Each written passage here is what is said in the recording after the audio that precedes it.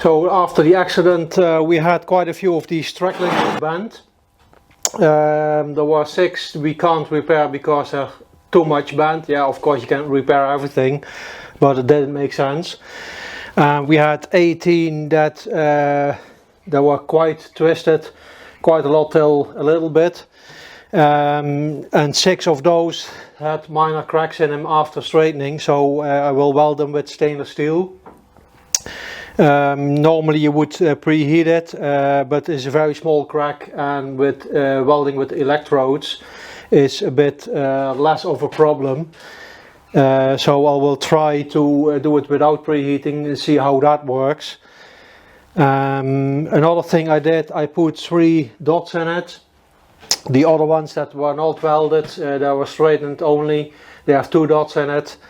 The reason I didn't put 1 in it is because 1 dot can be like a flaw in the metal, so it's more difficult to spot. That's why I put a minimum of 2 in it, and then 3 for the ones that are welded. So I'm gonna weld these up, and then we can use these, and 6 of them we will replace for now with original ones with the same type, till we have replacements for the new ones. So welding with electrodes, you have a slack build up on the top. So every layer I do, I have to clean it up, and that's why these days it's used less and less. The big advantage is you can weld in windy weather, and with gas protected systems like MIG welding it's not possible unless you have dual shield wire, which is a lot more expensive. But MIG welding is a lot more efficient compared to stick welding.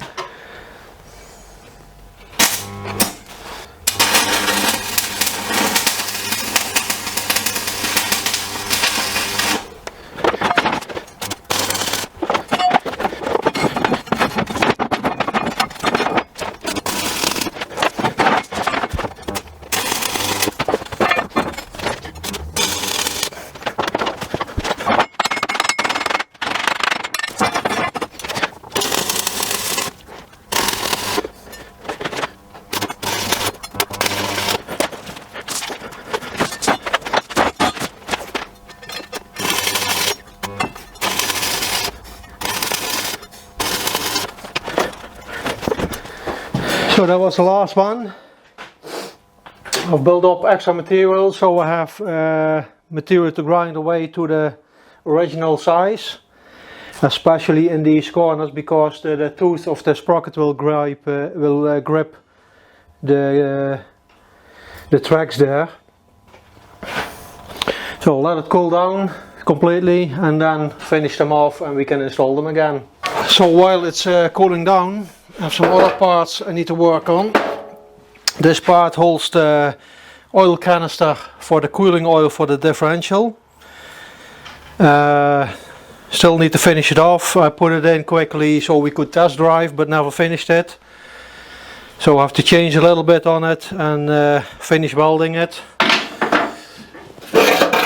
This part is a cover for the coupler between the differential and the gearbox. I saw some cracks somewhere, so I have to fix that. Here's this plate, nothing big, but yeah, I need to fix it. And then some other bits and pieces, so we'll do that while this is cooling down.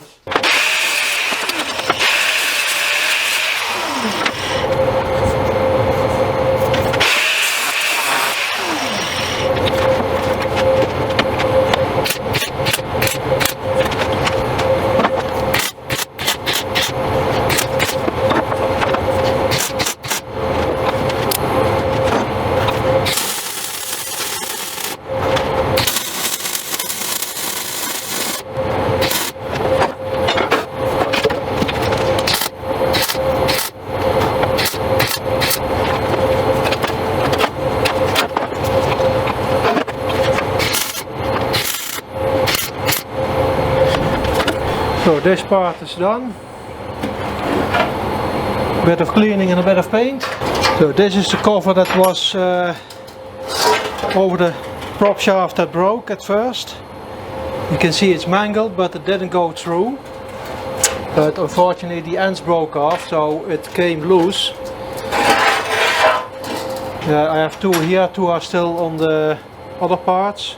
So I have to see what's the best way to fix it. I guess cut this part out, maybe a little bit bigger. Here's also torn. And then put a new sheet, like if I cut it this wide, make a new sheet this wide. So you have extra strengthening here. And of course the connection has to be a bit stronger. So I can prepare this, cut this off, straighten it as good as possible, tack weld a few pieces in place, see if it fits like that, and then go from there.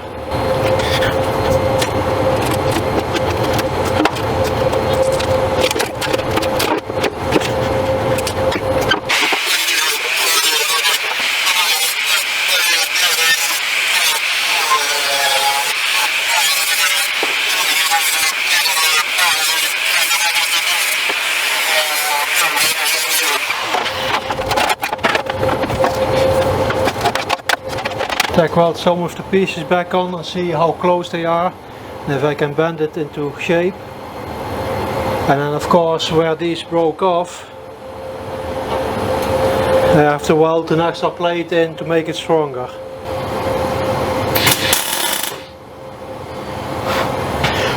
Tack welds will only be a light weld so that I can fit it in the museum when we have installed the final drive and everything. But not the final drive, the differential. And then I can fit this and shape it to so that it fits well.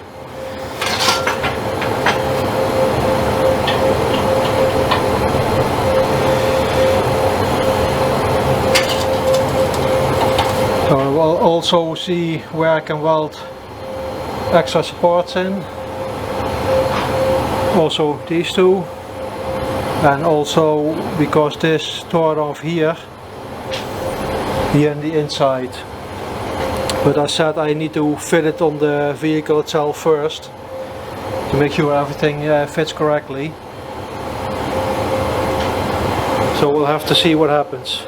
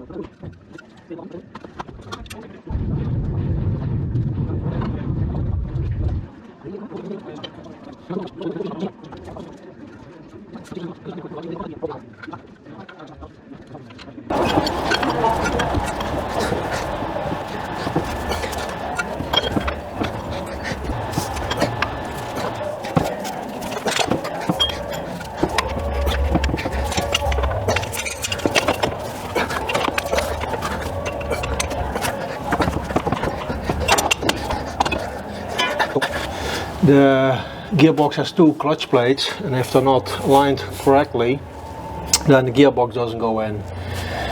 It's aligned on one clutch plate, it's already in. What I'm trying to do now with the bracket, that I can use the clutch plate to disengage them, and that way to orientate them correctly. So what I'm doing now is tightening the bolts, so I have a light pressure on the second clutch plate. Now when I turn this, I hope that it should stay still and the other one should move, the one that I operate. So I hope then when they align it jumps in because there's a little pressure.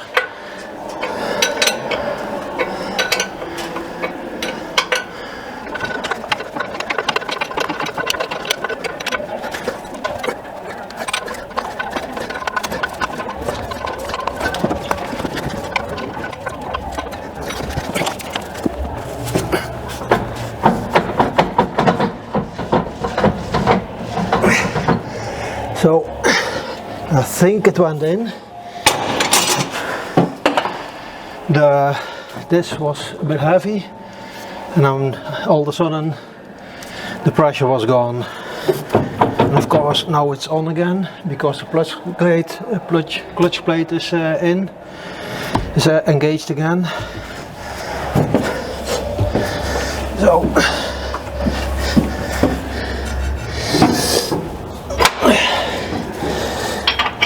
I'll get this block out and see if I can move it in.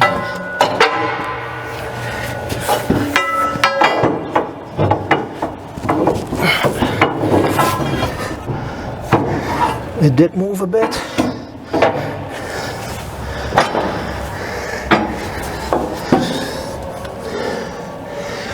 Yeah, moved in about a centimeter, so must be good. But now I have to see if it's aligned left or right.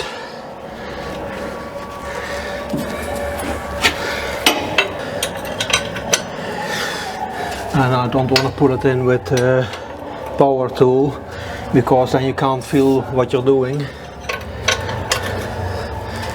and maybe destroy something. But I'll just put some light pressure on it with the bolts and then move it with the crowbar again and see what it does. But it moved in about a centimeter.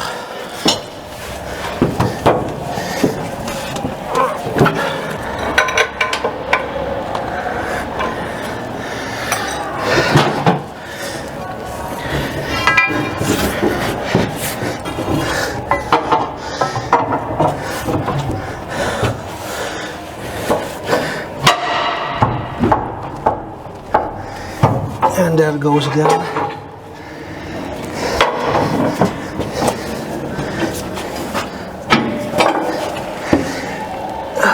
That was another centimeter, so that's good.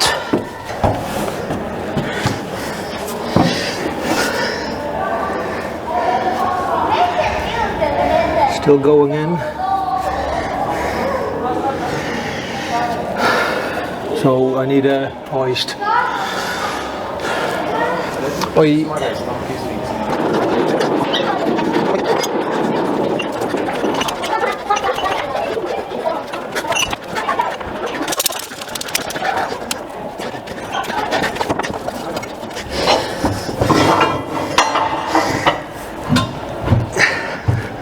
That's it.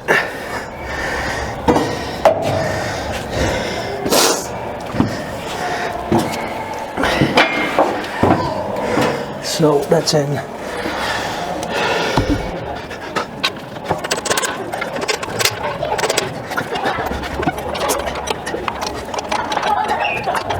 It's always the same with engineers. They make so that works, but not really good for maintenance. Like these bolts, you cannot put a ring or a socket on it. Some you can, but most you can't. At first it was possible because the gearbox was hanging down in the front a bit. And of course it's not always possible to take things in account. So as you can hear, still at the War Museum in Overloon. Last Sunday, it was the last nashorn day for the holiday period events at the museum. We couldn't get the gearbox in then, so finishing it now. Next is the steering diff.